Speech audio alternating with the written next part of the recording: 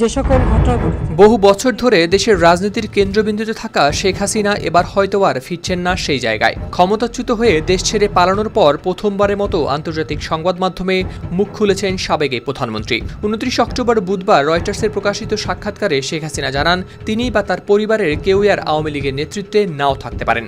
ছাত্র জনতার অভ্যুত্থানের পর থেকেই শেখ হাসিনা অবস্থান করছেন ভারতে।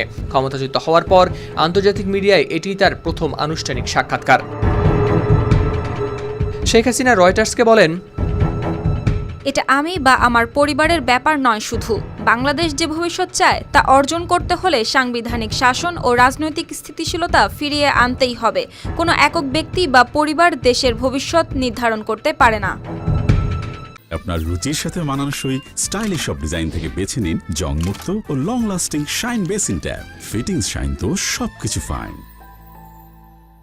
তবে তার এই বক্তব্য ছেলে সজীব ওয়াজেদ জয়ের আগের মন্তব্যের সঙ্গে কিছুটা ভিন্ন। ওয়াশিংটনে বসবাস করা জয় গেল বছর রয়টার্সকে বলেছিলেন, অনুরোধ আসলে তিনি আওয়ামী লীগকে নেতৃত্ব দেওয়ার বিষয়টি বিবেচনা করবেন। সেক্ষেত্রে পরিবারের ভেতরই এখন দেখা যাচ্ছে অবস্থানের পার্থক্য।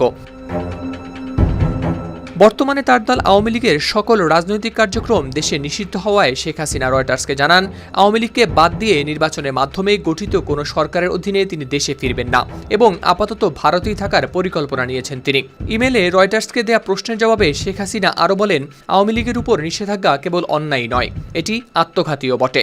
দেশে ফেরা নিয়ে এক প্রশ্নের জবাবে শেখ হাসিনা আরও বলেন, আমি দেশে ফিরতে চাই, তবে শর্ত একটাই, সেখানে বৈধ সরকার থাকতে হবে, সংবিধান অটুট থাকতে হবে এবং প্রকৃত আইনশৃঙ্খলা বজায় থাকতে হবে। তবে তার দেশে ফেরা এখনও অনিশ্চিত, কারণ জুলাইয়ের অভ্যুত্থানের পর সহিংস দমনপীড়ন, গুম ও মানবাধিকার লঙ্ঘনের অভিযোগে তার বিরুদ্ধে আন্তর্জাতিক অপরাধ ট্রাইব্যুনালে চলছে মামলা। সেই সঙ্গে ট্রাইব্যুনাল গণমাধ্যম ও সামাজিক যোগাযোগ মাধ্যমে তার যে কোনো বিদ্বেষমূলক বক্তব্য প্রচারেও রয়েছে নিষেধাজ্ঞা। News desk, RTV।